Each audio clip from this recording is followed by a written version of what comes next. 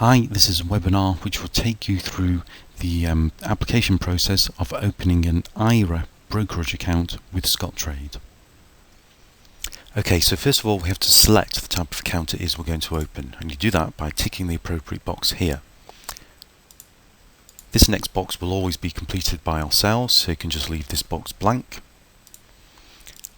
And then this box just requires the applicant's personal details. It's quite self-explanatory, but I'll just point out a couple of things. Always put your primary physical address here, and if it's okay for any mail to be sent to this address, just tick this box here.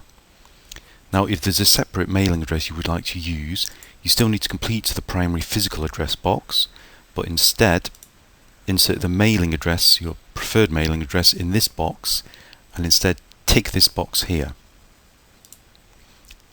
Now please also always put your email address in here. This is the preferred mailing method that Scottrade use to send statements and trade confirmations to yourself. The rest of it is fairly self-explanatory, so we'll move on.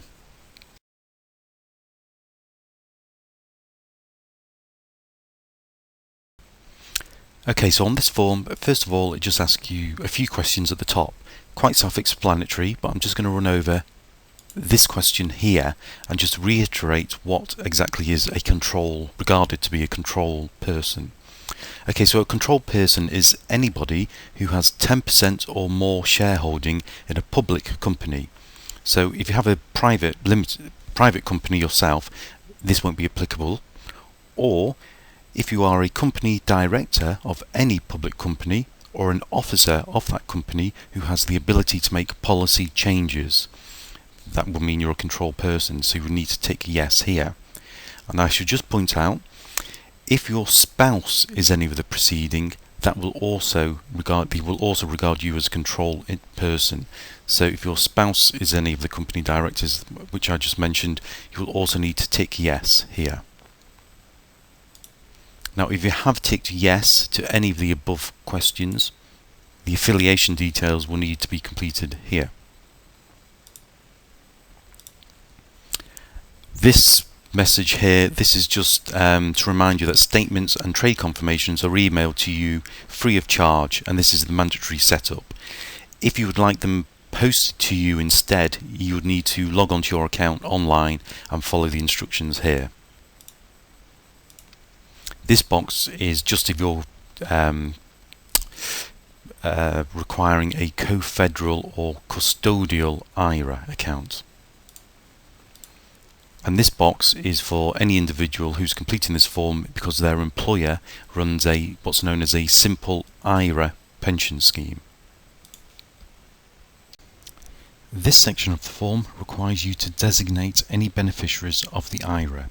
So for inheritance purposes, you need to give details of any beneficiaries and select if they are a primary beneficiary or contingent beneficiaries and their subsequent percentage of share ownership, split between the primary beneficiaries as a group and the contingent beneficiaries as a group.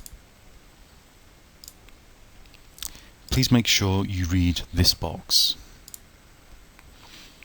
At this point, I will point out that you should take professional tax advice when selecting the beneficiaries of your IRA account. If you do not wish to select any beneficiaries at this point, please tick this box. You can designate beneficiaries at a later date. If you do complete the selection of beneficiaries, you then need to indicate here whether you are married or not. If you are married and your partner is not the 100% primary beneficiary, read this and this,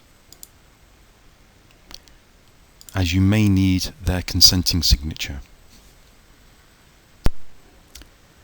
This last section of the form is going to permit us to have access to your account and to trade on your behalf. So please tick this box here. And to enable us to take our fees directly from the account, please tick this box here. Okay, and then all that is left to do is to sign and date the form here and then send it back to us. Thank you very much.